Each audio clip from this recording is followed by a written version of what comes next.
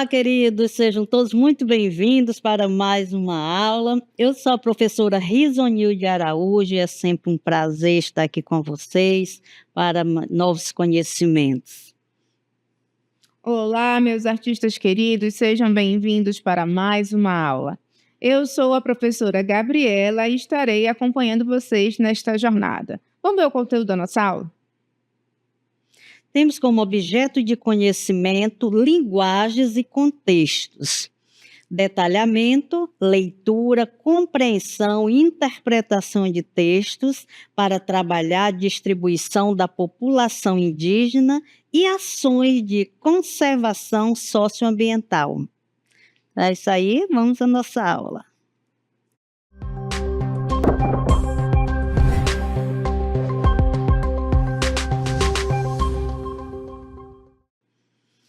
Então, nessa aula, a gente vai conversar sobre a população indígena e como a gente pode relacionar com as ações de conservação socioambiental.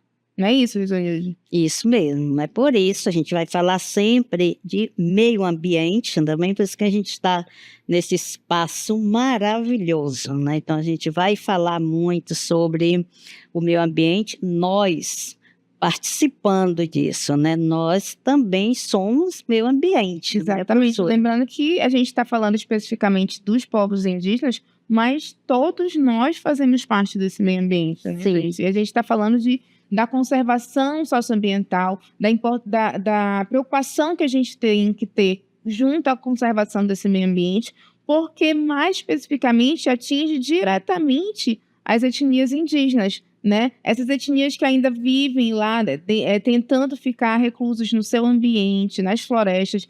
Então, essa ação de preservação ambiental, socioambiental, ela é essencial para o modo de viver delas também. Justamente. Então, devido ao profundo conhecimento tradicional que esses povos trazem, né, e têm até hoje, a sua ligação com a natureza sendo um dos principais eixos de políticas de conservação eficazes.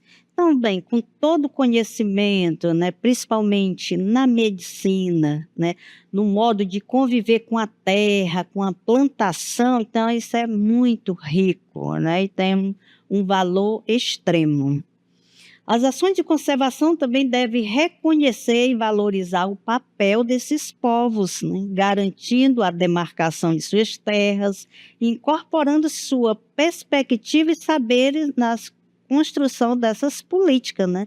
São as políticas públicas voltadas, né, para essa temática. A gente precisa entender que o conhecimento que os povos indígenas têm, ele é essencial para a gente. Muita da nossa medicina científica, digamos assim, vem de conhecimentos indígenas, vem da utilização de plantas, né? Que eles têm uma medicação natural, eles têm um conhecimento muito grande das plantas, o que pode usar, o que combina o que ajuda no que, né? Todo esse conhecimento, ele precisa ser respeitado, né? A forma como eles conhecem esse ambiente, essa floresta aqui que nós estamos hoje, esse ambiente, ele é conhecido. O indígena, ele consegue andar no meio da floresta sem se perder. Se me joga no meio de uma floresta, gente... Eu acho que a ciência, ela não aparece do nada. Não. É claro que ela, né, vem através de conhecimentos, né, dos nossos povos, né, que eles vão passando de geração em geração e que há aquela vontade, né, de procurar saber mais, de pesquisar, mas de algo, né, de uma temática que já conhecida, claro, né, e não que não foi testada, né, mas que ela já existe e tem uma grande eficácia. Porque quem conhece o interior e vem do interior sabe, né, da utilização das plantas medicinais, né, daquilo que é plantado e cultivado na terra, né, os peixes, por exemplo, né, todas as coisas naturais que essa floresta linda nos transmite ou nos dá, perdão. E é uma sabedoria milenar, né, Risonilde? É uma sabedoria que ela vem, eles vão passando de geração a geração e a gente não está falando de conhecimentos recentes, são conhecimentos milenares, né? São anos e anos e anos que eles têm de vivência, Eles vivem ali, eles nascem, crescem e morrem ali, nesse ambiente. Então, o conhecimento que eles têm de matas, de rios, né, Zunilde, a forma por onde eles devem andar, por onde eles devem, né, estar, em qual momento, não, o rio tá cheio, o rio tá seco, anda por aqui, anda por ali, né? Isso eu acho muito interessante. Por exemplo, eles sabem exatamente a época de determinada produto ou determinada planta, né? Aquilo ali, olha, esse mês é dia de fazer aquela plantação, né? Então, isso é interessante, você olhar para o céu e ver sinais, né? Olha, vem muita chuva aí pela frente. Então, tem essa experiência, né, que eles passam, né, os povos originários e também, né, os que não, que a gente considera que todos, né, têm uma pontinha, né, principalmente nós aqui desta região, né, a gente tem muito dos povos indígenas, além das coisas que eles nos passam, né, das informações, das experiências. Hábitos culturais, né? Dormir Isso, em rede, tomar vários banhos por dia, comer é peixe. verdade. Olha esse negócio de tomar banho, né? É Você um foi hábito da cultura indígena.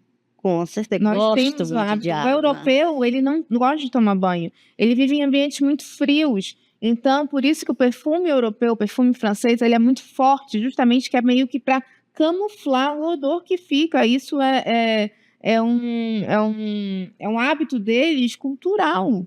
Só que o indígena tem o hábito de tomar vários banhos. Ele tem ali um rio à E a disposição. alimentação, gente, eu Alimentação natural à base de o peixe peixe. assado ali delícia. na hora, na brasa, aquele negócio todo, a bananinha cozida para comer, a macaxeira, né? Tem muita gente que nem conhece, nem sabe, na verdade, que se come macaxeira com um peixe assado, por exemplo. Porque na região, né, lá de onde eu nasci, a gente tem muito esse hábito da macaxeira com o churrasco, seja com qualquer coisa. Tem que aparecer a macaxeira. Então, isso é muito, né? Hábito alimentar que a gente trouxe aí, né, da cultura indígena. Então vamos falar agora mais especificamente do papel dos povos indígenas em suas terras. Eles são os guardiões da biodiversidade. Os povos indígenas e suas terras protegem uma parte significativa da biodiversidade global, com a presença dessas comunidades associada a um melhor estado de conservação dos ecossistemas. Mais ou menos assim, né, Isonilde? Eles protegem o lugar que eles habitam. Eles não Sim. destroem. Eles vão tirar da floresta só o que é útil, né? O que eles precisam para Só o sobreviver. que é básico para a sobrevivência, isso mesmo. Então, eles ajudam na conservação desses ecossistemas. Eles não vão levar essas terras à exaustão, porque como eles já têm um conhecimento do processo cíclico, que a terra precisa de um tempo para se recuperar, que agora é o momento da pesca desse peixe, porque esse daqui ainda não, porque ele está se reproduzindo. Eles já têm esse conhecimento, porque não foi um livro que ensinou para eles, foi a vivência deles dentro da floresta que ensinou para eles. Então, como eles têm toda essa sensibilidade, esse conhecimento, eles ajudam a conservar, porque infelizmente o homem, quando ele chega num ambiente desse, ele vai tirando tudo até esgotar ao máximo. Ele não respeita o tempo de recuperação do meio ambiente. Então, essa biodiversidade ela vai sofrendo com essas consequências, porque ela não consegue se recuperar.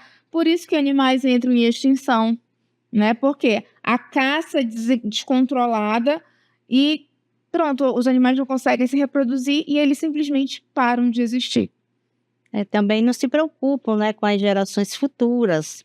Tem muita coisa que a gente já conheceu da floresta, animais, né, que hoje os nossos filhos talvez não conheçam, né?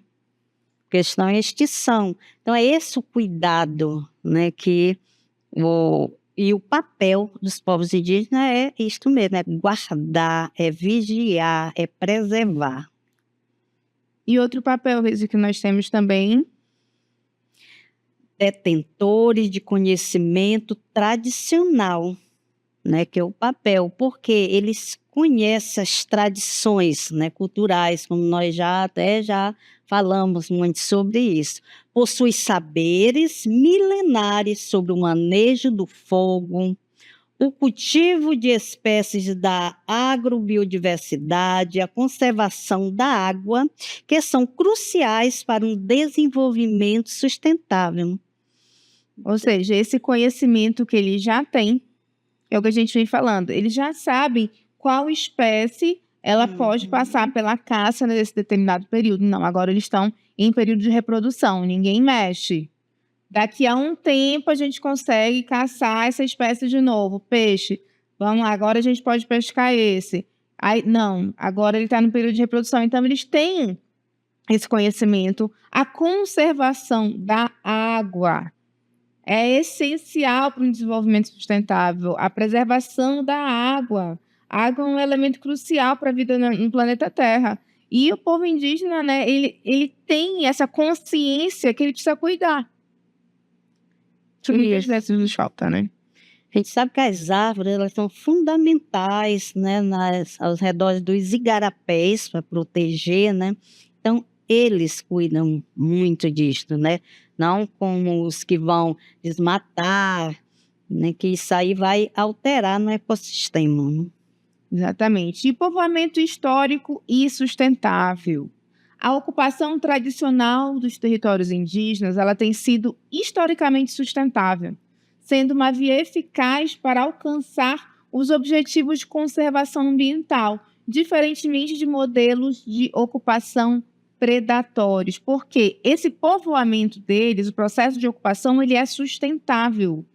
Eles utilizam aquele local onde eles estão para sustento próprio. Como a gente já falou, eles já sabem quanto que eles podem colher, o que eles podem colher, pescar, caçar, enfim, eles já sabem, eles têm esse conhecimento. Então, não é predatório, eles não vão lá para pegar tudo que tem, destruir tudo e ir embora. Porque eles vivem ali. Né, Isonísio? Eles usam aquilo para o seu sustento.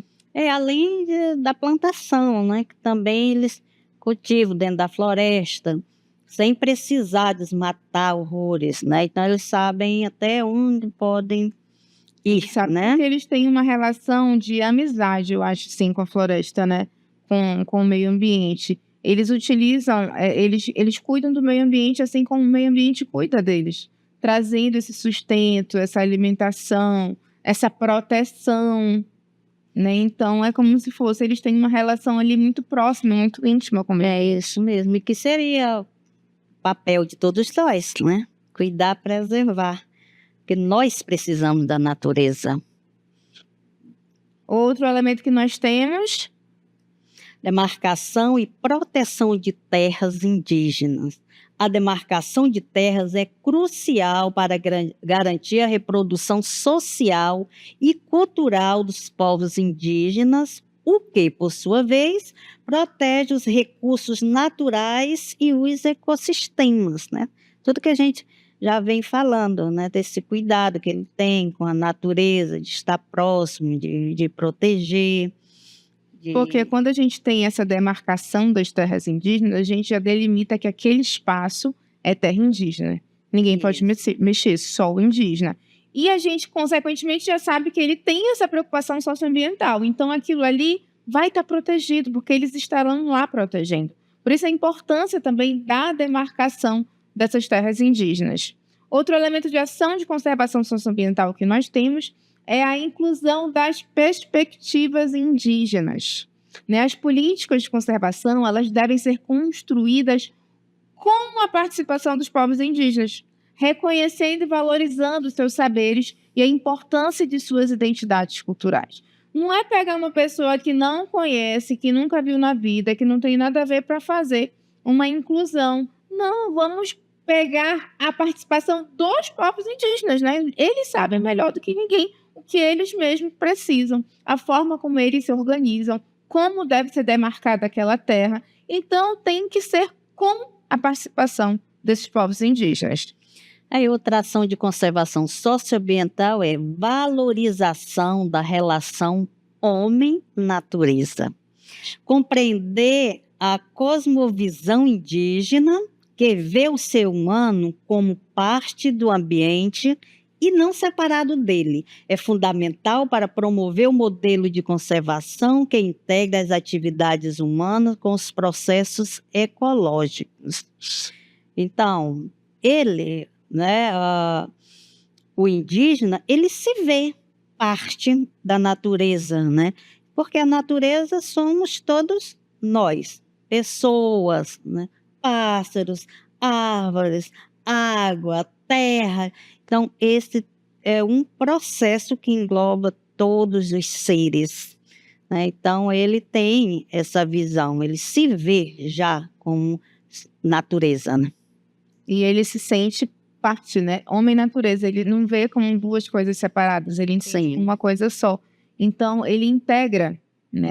A visão, por isso a gente fala que é a cosmovisão indígena. Ele vê não é só uma visão simples, é uma visão cósmica, uma visão ampla que ele tem dessa relação do homem com a natureza. E a gente vai ver agora um vídeo de uma representação, né, Isunilde, dessa Isso. relação do povo indígena com a natureza.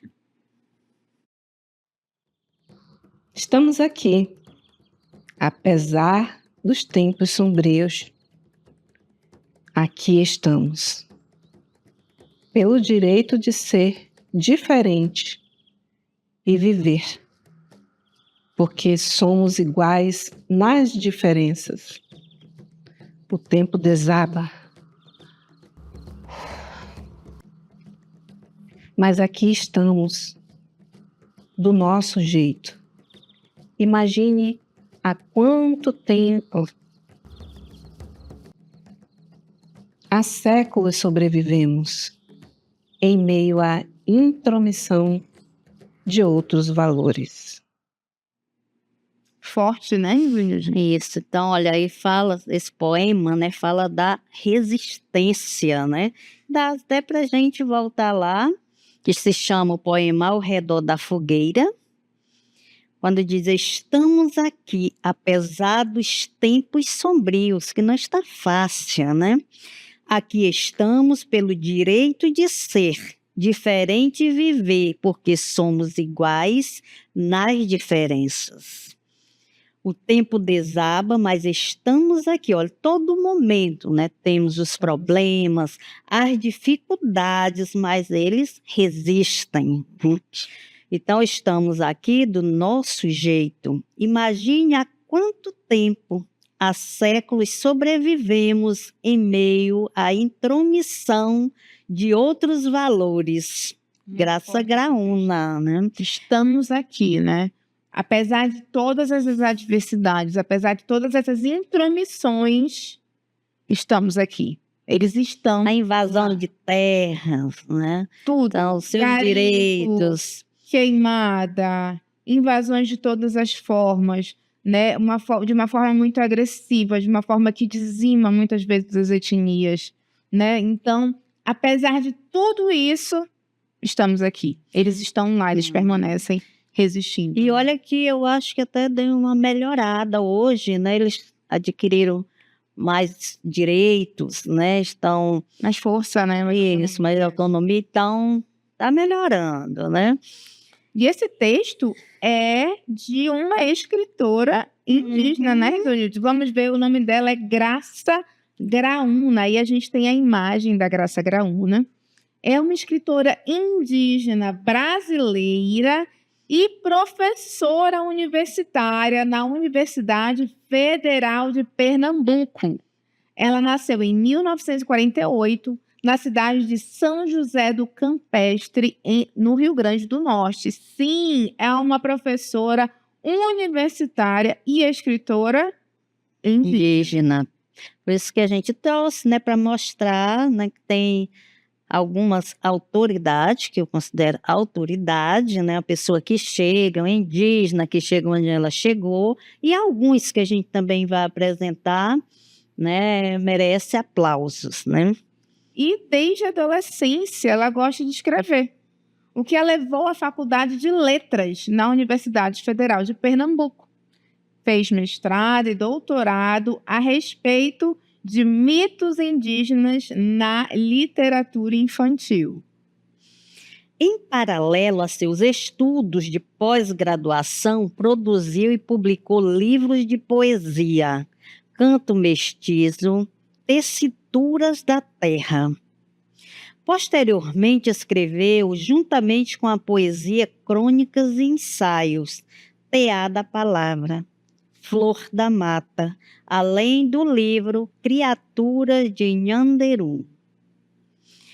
Em 2013, traduziu obras para a editora FTD dos livros de contos indígenas da América Latina, O Coelho e a Raposa, Povo Quiliuá. O Sapo e o Deus da Chuva, Povo Iaqui. Ibaque, Povo Maia. Olha só quanta produção intelectual, né? Essa escritora tem poesias, romances, né? Traduções. Então, ela traz para a sua produção laboral, no seu trabalho, para a sua produção intelectual, ela traz a sua história e a sua identidade indígena. E agora a gente vai ver um vídeo que traz a outros exemplos, não é isso, Virginia? Eu imaginando aqui, eu pensando, na verdade, eu acho que ela enfrentou muita dificuldade, né? Na época que ela começou a estudar, muito preconceito, mas não desistiu, né? Então, veja onde uma pessoa pode chegar quando quer. E a gente vai mesmo assistir a um vídeo sobre representações indígenas na literatura, que não só a escritora que nós acabamos de apresentar, mas tem outras, né? Julie Trodoado Rico é uma escritora indígena brasileira e pós-doutoranda na Universidade Federal de Roraima. Nasceu em Guarajá-Mirim, Rondônia. Escreveu e publicou as obras Eu Sou Macuxi e Outras Histórias, Caos e Letras, 2019. Tempo de Retomada, Urutau 2023. Originárias, uma antologia feminina de literatura indígena. Companhia das Letrinhas 2023. Ela tem um canal no YouTube, o qual é intitulado Literatura Indígena Contemporânea. Daniel Mondoroku é um escritor indígena brasileiro e professor, graduado em Filosofia e tem licenciatura em História e Psicologia. Além disso, tem mestrado e doutorado em Educação pela USP, Universidade de São Paulo, e pós-doutorado em Linguística pela Universidade Federal de São Carlos, UFSCar. Nasceu em 1964 na cidade de Belém, Pará. Produziu e publicou 56 livros, os quais lhe trouxeram prêmios nacionais e internacionais. Histórias de Índio, Coisas de Índio e As Serpentes que Roubaram a Noite. Quantas produções, né? A gente viu mais 2 exemplos de escritores indígenas que trazem a sua identidade, a sua história para as suas produções, né, gente? E agora a gente vai ver uma poesia, é isso, Isônia? Isso, a poesia, vocês vão ouvir aí e vão também ter a oportunidade de fazer uma leitura dela. Navigaia, de Lisaldo Vieira dos Santos.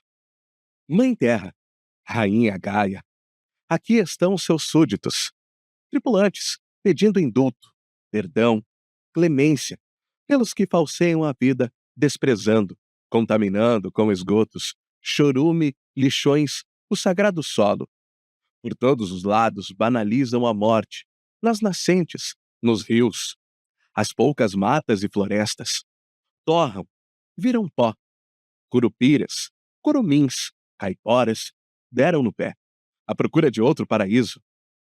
Navigaia, não saia da raia, reage ao jogo do bandido, não se dê por vencida, não entregue seu legado, portador de vidas.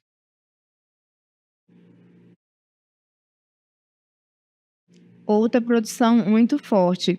A primeira vez que eu me deparei com a palavra Gaia, Nizanil, eu falei, meu Deus, o que é Gaia? Porque não é uma palavra comum, né? E Gaia é terra, né? É a mãe terra. Por isso que a poesia, ela fala navegar, a grande nave que é o planeta Terra que nós vivemos. Então, vamos olhar vamos ler novamente Navigaia, que é de Lisaldo Vieira dos Santos. Então ele diz, olha, Mãe Terra, Rainha Gaia, aqui estão seus súditos, tripulantes. Quando aqui estão seus súditos, quem somos? nós, Nós. né? Somos nós, que somos os súditos e os tripulantes que estamos nesta terra pedindo indulto, perdão, clemência. Aí o homem pede perdão, por quê? Por tudo que ele faz, né? De ruim para a terra, para a natureza. Aí eles continuam. Pelos que falseiam a vida, né? A vida fica feia, pelo que está dizendo, desprezando, contaminando com esgotos, chorume, lixões, o sagrado solo por todos os lados banalizam a morte. Já o autor está pedindo clemência, né? Misericórdia. Por quem? Pelos que falseiam a vida, né? Esses que desprezam, esses que poluem, eles contaminam com esgoto, chorume, lixões. Então, a gente vive num momento, um mundo de muita contaminação. As pessoas não estão preocupadas mais com o desperdício de lixo. O sagrado solo, o chão sagrado, o solo sagrado da terra, por todos os lados, banalizam a morte. Não existe mais uma preocupação com a terra. Então, o autor ele vem pedir clemência, ele vem pedir misericórdia, pedir perdão para a nave Gaia, para o nosso grande planeta Terra. Porque a terra, né, é o nosso grande lar, né? Então, a gente teria que cuidar como se cuida da nossa casa. Exatamente, como se cuida da nossa casa. E por isso que traz essa imagem, né, de desprezo que estamos tendo com o planeta Terra. Né? O desrespeito, é uma falta de respeito que está acontecendo, essa banalização da poluição, de joga aí em qualquer canto. Isso é uma falta de respeito com o planeta Terra, porque o indígena ele tem isso muito forte dentro dele, que nós precisamos respeitar, porque é a nossa mãe, né? A mãe Terra. E aí continua, nas nascentes, nos rios, as poucas matas e florestas torram. As poucas, ou seja, já está se acabando. Viram pó, curupiras, curumins, caiporas. O que são esses elementos? Elementos da cultura indígena, das tradições indígenas. O curupira, o curumim, que é o menino, a caipora, que são elementos ali da identidade cultural indígena. O que aconteceu com eles? Deram no pé. Foram embora. Né? Isso, a procura de outro paraíso, nave Gaia, não saia da raia, reaja ao jogo do bandido, não se dê por vencida, não entregue seu legado, portador de vidas. E aqui ele pede para a própria nave Gaia reagir, né? Reage, né? Não se deixe vencer. É mais um pedido, pelo amor de Deus, olha pela gente que está aqui. Isso mesmo. Então, resumindo, né, o poema aborda a relação entre o ser humano e a natureza, destacando a destruição ambiental provocada pela ação irresponsável da humanidade. A Mãe Terra ela é personificada como uma rainha ferida, uma entidade viva que sofre com a degradação dos seus filhos, que são os próprios seres humanos. Então, ele traz para a gente essa personificação, né, da Mãe Terra, como se fosse uma rainha que ela foi ferida por seus súditos, por seus filhos. Né? Então, a gente consegue perceber mais uma vez que a relação que nós precisamos ter com o planeta Terra, com o nosso ambiente, né, com essa questão socioambiental, é de respeito. Né? Nós precisamos respeitar esse ambiente e preservar, assim como os povos indígenas fazem. Isso, essa relação de amor, cuidado, né? Pelo que nos oferece tantas coisas, né? Por que a gente não dá algo ruim em troca? Então, esta foi a nossa aula de hoje. Espero que vocês tenham compreendido muitas coisas que nós falamos e até a próxima.